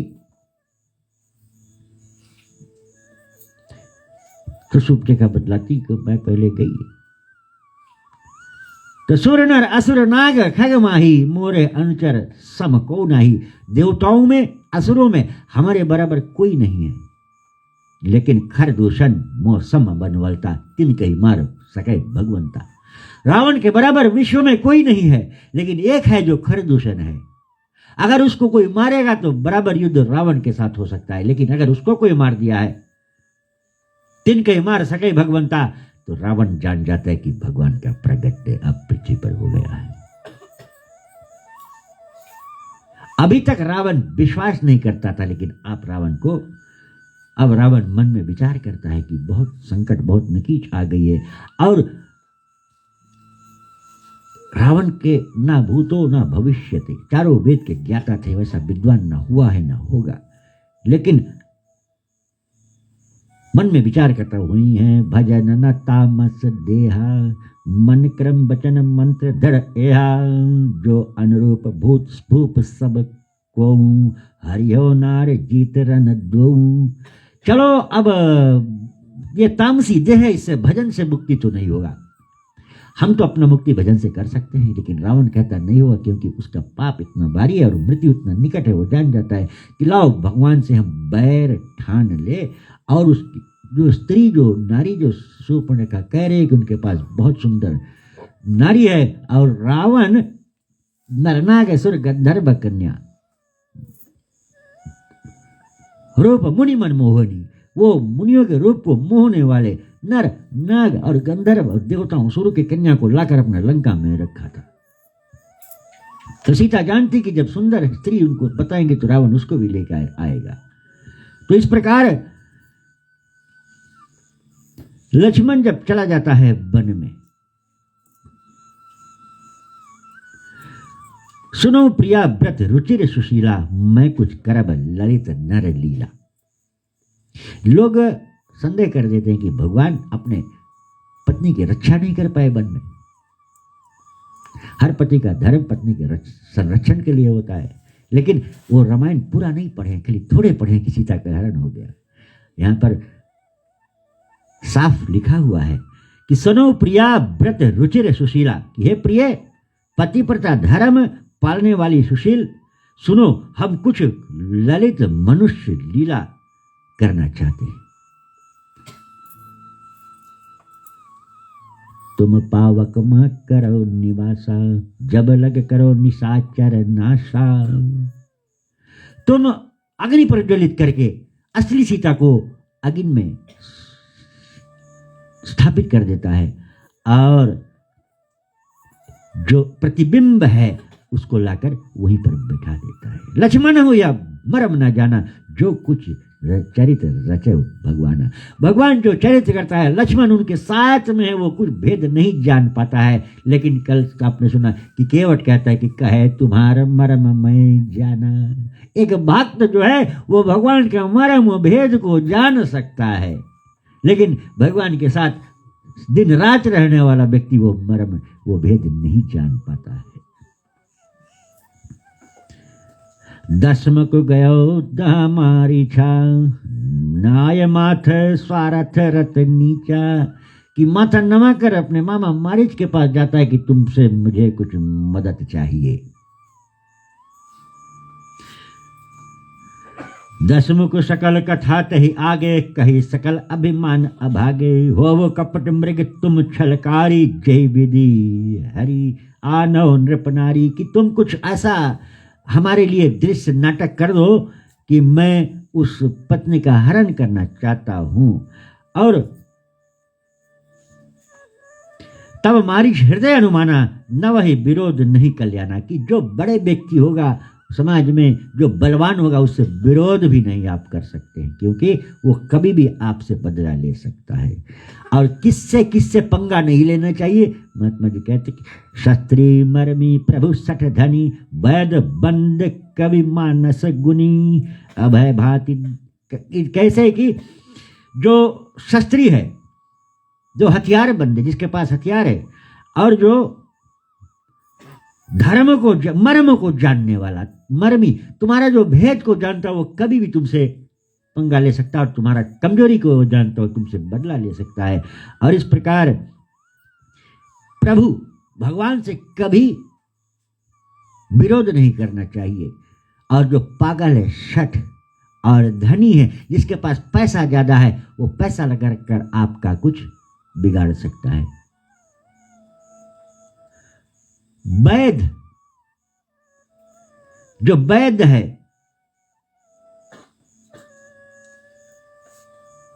और जो कवि है, छंद बनाने वाला, ऐसे गुणवान पंडित जो है, इनसे बैर ना करना चाहिए। तो अभय भांति निज देखा मरना, अभय भांति देखे से निज मरना, तब ताके से रघुनायक सरना। कि मारीच समझता है, रावण को बताता है कि तुम्हें नहीं मालूम, एक बार बिना फर का बाण राम ने मारा था सुबाहु मारीच को, और हमें 7 दिन में मूर्छा खुला था। हम नहीं चाहते कि उसके पास एक बार फिर हम जाए, लेकिन रावण नहीं मानता है। तो मारीच सोचता है कि अगर ये रावण हमें मार देगा, अभी इसके बात नहीं सुनोगे तो ये अभी गुस्सा में आया है और ये मुझे मार देगा, और इससे अच्छा है राम के हाथों मैं मर जाएगी।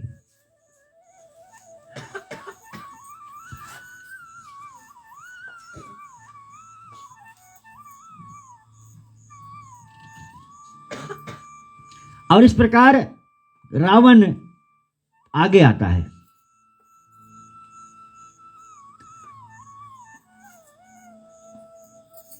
सीता वन में देखती है एक मृग। सीता परम रुचिर मृग देखा, अंग अंग सुमनोहर देखा, सत्य संग प्रभु बदि कर ऐही, आनहु चरम कहत बह देही। राम ने एक बार कहा कि सीता तुम सब व्यवस्था अयोध्या में है, तुम रुको। लेकिन सीता चाहती कि मैं अपने पति के साथ जाऊं, लेकिन वन में आकर सीता स्वर्ण पर आकर्षित हो जाती है। स्वर्ण जब आता है तो व्यक्ति कितना भी भक्त क्यों न हो, अगर उसके दिल में लालच है, दिल में मोह है, तो वो माया की ओर, वो नकली मृग है, नकली यानी कि माया का मृग है, उसकी ओर वो आकर्षित हो जाता है और भक्ति में बाधा डालता है। और सीता कहती है कि परम रुचिर मृग जब देखती है, सत्य संग प्रभु बदि कर रही, आनहु चरम कहत बैठे कि ये आ जाए, मुझे मिल जाए। और कोई भी पत्नी को चाहती है, उसकी पूर्ति करने के लिए पति की आवश्यकता है। अन्यथा राम कह सकते हैं कि लक्ष्मण भी किसी से योद्धा कम नहीं है, जाओ मृग का चरम ले आओ। लेकिन राम, सोने के पीछे कौन भागता है? सीता भक्ति है, राम ज्ञान का स्वरूप है, लक्ष्मण वैराग्य का स्वरूप है। वैरागी नहीं भागता है सोने के पीछे, ज्ञानी भागता है, क्योंकि उसका वो कीमत जानता है। और राम क्या कहता है? तब रघुपति जानत सब कारण, उठे सकल सुर काज सवारन। मृग बिलोक कटि परिकर बांधा, करतल चाप रुचिर कर सांधा।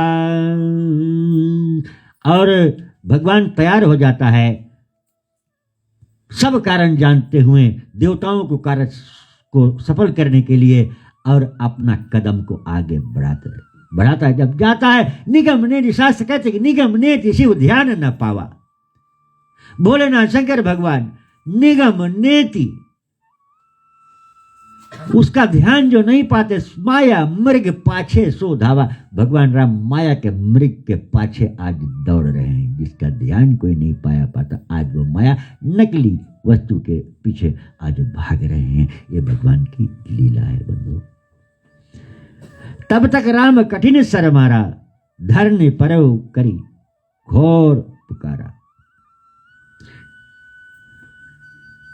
राम जब बाण मारते हैं, मारीच को बाण लगता है और भूमि पे गिरते गिरते जाते जाते रावण को वो जो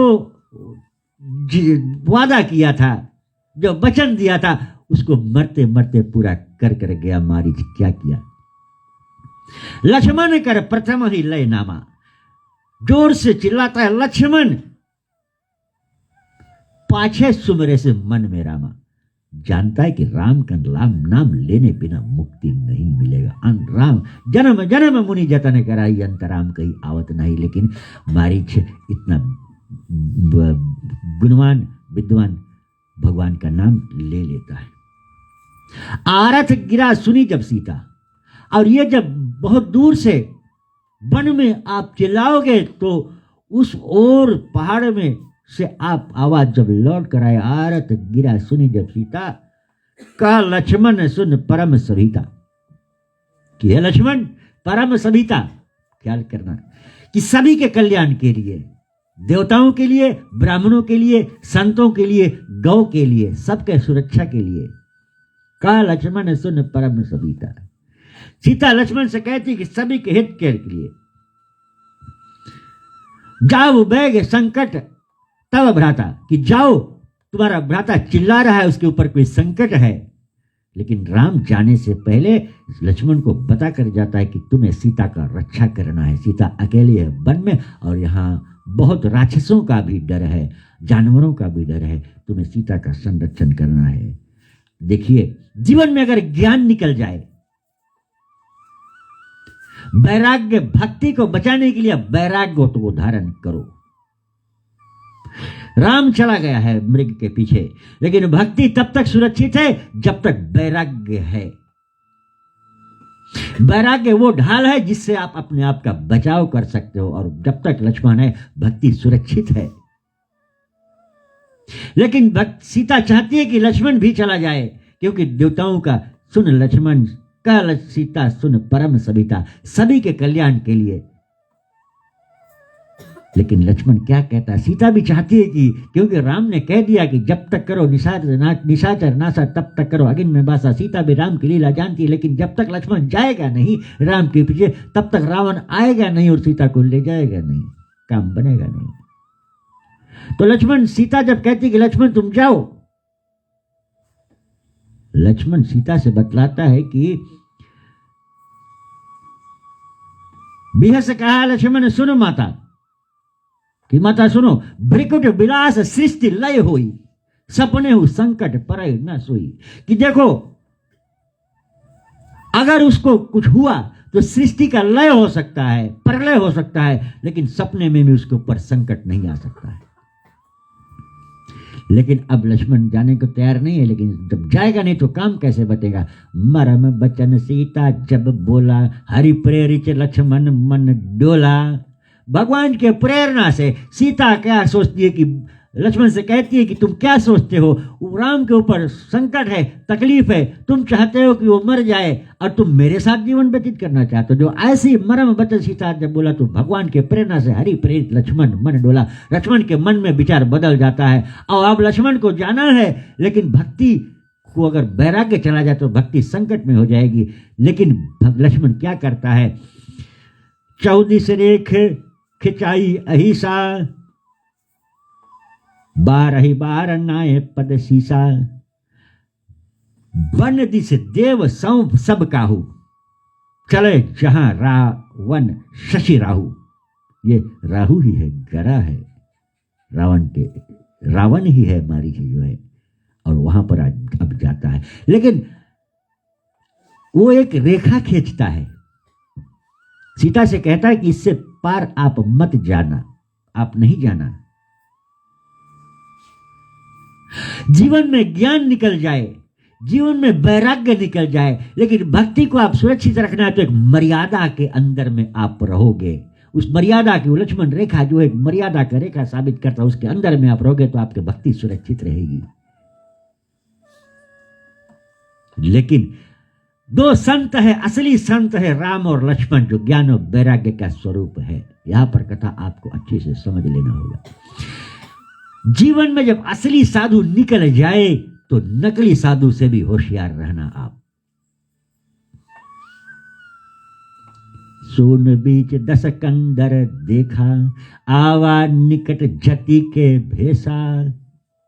जब सून देखा, रावण पहले से देख रहा है क्या कुछ होगा। लक्ष्मण चला जाता है तो सीता अकेली कुटिया में बच जाती है, और जाके डर सुर असुर डराही। देखिए, जिसके डर से सुर और असुर डरते हैं, रावण इतना डर गया लेकिन साधु के वेश में गया। आवा निकट जति के भेसा, साधु सन्यासी के वेश में वो निकट आता है। जाके डर सुर असुर डराई, सो 10 शीश स्वर्ण की नाई। और रावण जब बढ़ता है आगे, 10 शीश उसके नामों में लिखा है कि 10 कंदर से देवता असुर दानव भी डरते हैं। स्वान यानी कुत्ता, कुत्ते की तरह जब व्यक्ति चोरी करने जाता है तो कुत्ता की तरह इत उत चित चला भटी जाए, इधर देखता है उधर देखता है, कोई देखता तो नहीं है, पूंछ दबाकर और आगे बढ़ता है। और जब भिक्षांदेही सीता से कहता है, करी अनेक विधि छल चतुराई, मांगे से भीख दशाना न जाई। भीख मांगता है, का रावण सुन सुंदरी बानी, बांधी भीख न लेव सयानी। रावण जानता है कि ये लेखा है, इसके ऊपर पार हम नहीं जा सकते।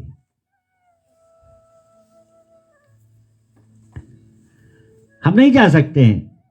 जब तक सीता बाहर नहीं आएगी तब तक हम सीता का कुछ, भक्ति जब तक मर्यादा के अंदर में है, भक्ति को कोई भी नहीं कुछ बिगाड़ सकता है। और चतुराई से रावण कहता कि बंधन के अंदर से हम भीख नहीं लेंगे, तुम क्यों नहीं एक कदम बाहर आ जाओ। विधि गति बाम काल कठिनाई, रेख लांगी सिए बाहर आई। देखिए, भक्ति मर्यादा का जो रेखा है उसको पार कर जाती है। जैसे पार कर जाती है, तब रावण निज रूप दिखावा, भई सबीत जब नाम सुनावा। अपना नाम जब बतलाता है, सीधा डर क्रोधवंत, तब रावण लीने सी रथ बैठाई, चला गगन पर आतुत, भय रथ हाँक न जाई। रावण को इतना डर लगता है कि रथ चलता नहीं है, हाँक नहीं पाता है, और सीता चिल्लाती है।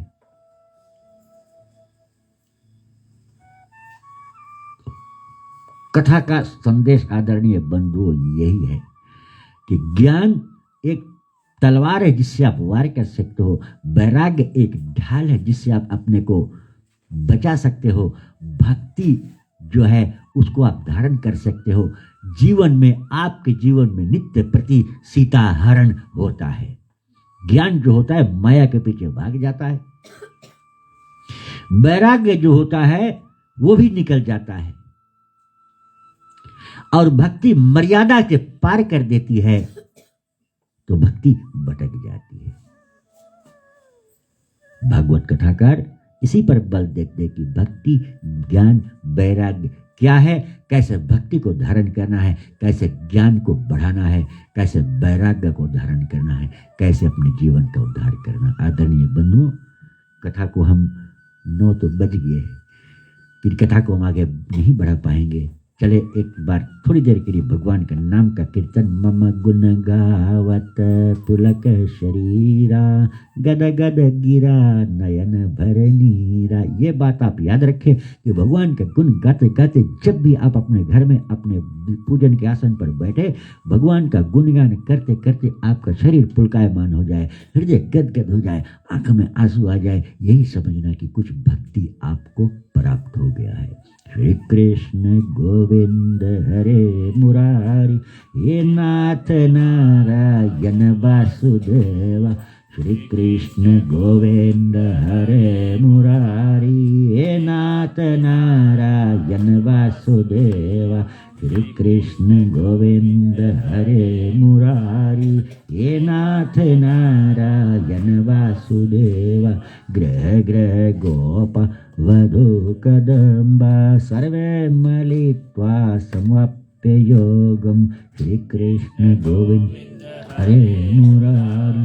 हे नाथ नारायण वासुदेव श्री कृष्ण गोविंद हरे मुरारी। हे नाथ नारायण वासुदेव। एक बार बोले कृष्ण कन्हैया लाल की जय। खड़े हो जाएं सभी कोई, हम भागवत भगवान की आरती का गुणगान के तत्पश्चात आज की कथा को यहाँ हम विराम देंगे।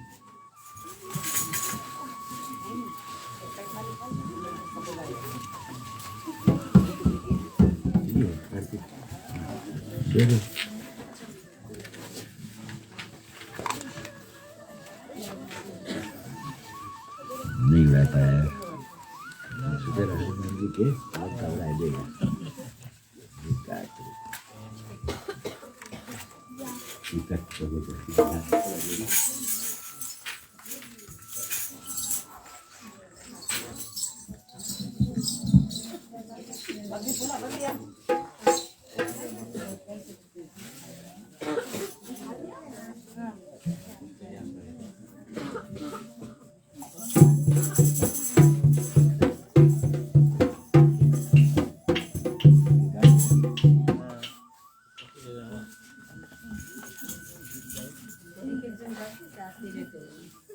आप लोग गाएगा ठीक है, संगीत का ठीक है, गाओ शुरू करो। भागवत भगवान की है आरती, भाइयों को भागते हैं।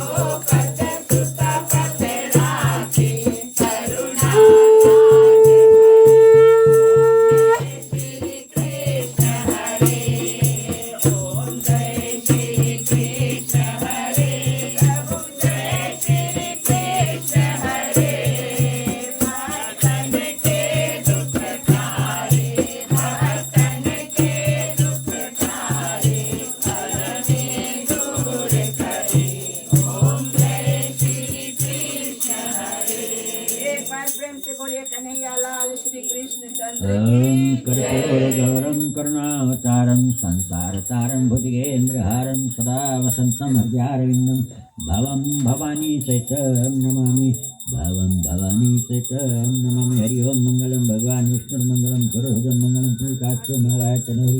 एक बार बोले कृष्णचंद्र भगवान की जय, रामचंद्र की जय।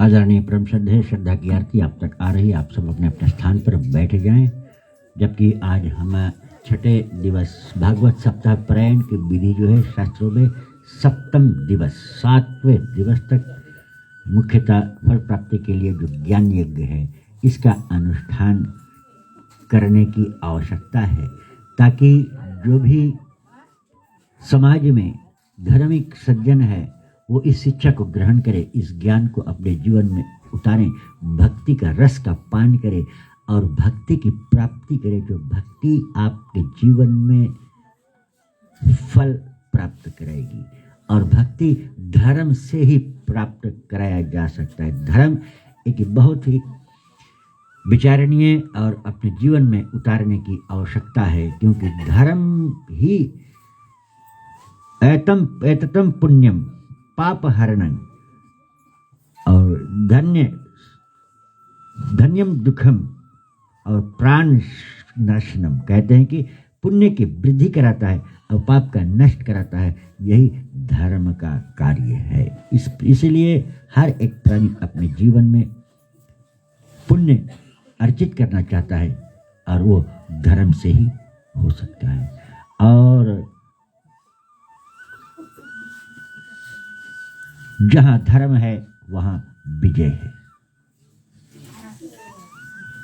ये तो धर्म से ततो जया, कि जय विजय आपको प्राप्त होगा जब आप धर्म पथ पर श्रुति सम्मति के आधार पर चलोगे।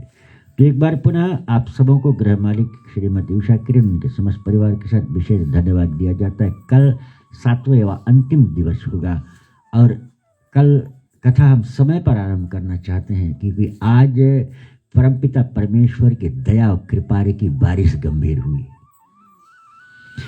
और ये पूर्व काल में जब ऐसे यज्ञों का अनुष्ठान होता था, धार्मिक कृत्यों का धर्म क्षेत्र में, या स्थान एक धर्म क्षेत्र बन गया जहाँ धर्म यज्ञों का अनुष्ठान होता है। और इस पर ज़्यादा बात करने की आवश्यकता नहीं। को कर तरक बढ़ावे साका, वही हुई है जो राम रच रखा। भगवान की जो दया और कृपा की बारिश आज गंभीर हुई। और पूर्व काल में देवता जब प्रसन्न होते तो पुष्पों की वर्षा करते हैं, आज जो है वो निर्मल जल की वृष्टि हुई है। उससे कितना प्राणियों का कल्याण होगा। एक तो आप धूल से बचेंगे, एक तो कृषि खेती करने वाले, सब्जी तरकारी बोने वाले के लिए यह बहुत ही आवश्यक, जो भगवान की दया से सूखा का मौसम, आग लगेंगी संभावना से इस गांव के लोग हर समय घिरे रहते हैं। तो कितना राहत आपको मिला आज की जो बारिश से। लगता है देवता भी प्रसन्न। एक बार बोले कृष्ण कन्हैया लाल की। भगवान की कथा जब होती है तो गंभीर बादल गरजते। भगवान उसी दिन पैदा हुआ था जब यमुना बाढ़ से ग्रस्त थी।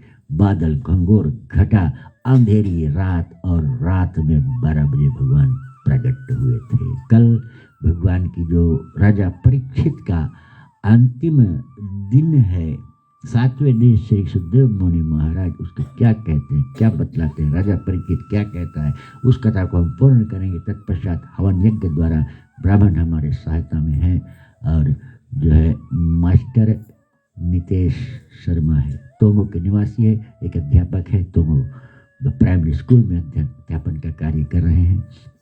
और जब ऐसे आचार्य समाज में हमारा योगदान देंगे तो भावी संतान जो है वो ऐसे शिक्षा को ग्रहण करेंगे जो धार्मिक शिक्षा हो। यद्यपि ये छूटा जा रहा है, लेकिन इसको हमें पकड़ने की आवश्यकता है, जीवन में उतारने की आवश्यकता है।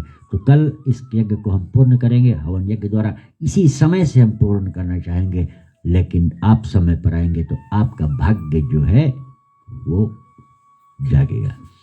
चलिए एक बार पुनः भगवान के चरणों में, संभवतः किसी प्रकार भूल चूक त्रुटियां हुई है तो हम सभी आपके चरणों में भगवान क्षमा प्रार्थना करने के लिए तैयार है।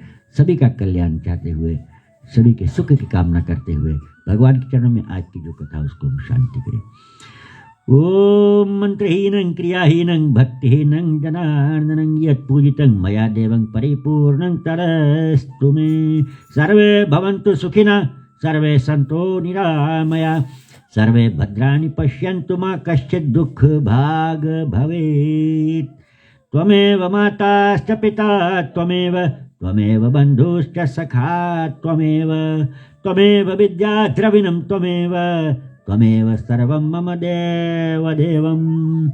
ॐ धौ शान्तिरन्तरिक्षे ग्वं शान्ति पृथिवी शान्तिराप शान्तिरोषधय शान्तिर्वनस्पतय शान्तिर्विश्वदेव शान्तिर्ब्रह्म शान्ति सर्वज्ञं शान्तिरेव शान्ति सामा शान्तिरिधि।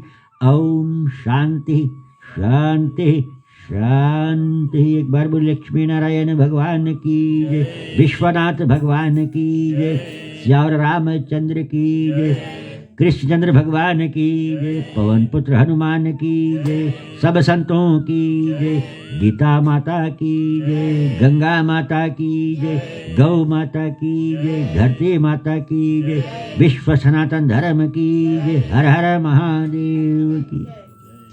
सभी को जय श्री सीताराम।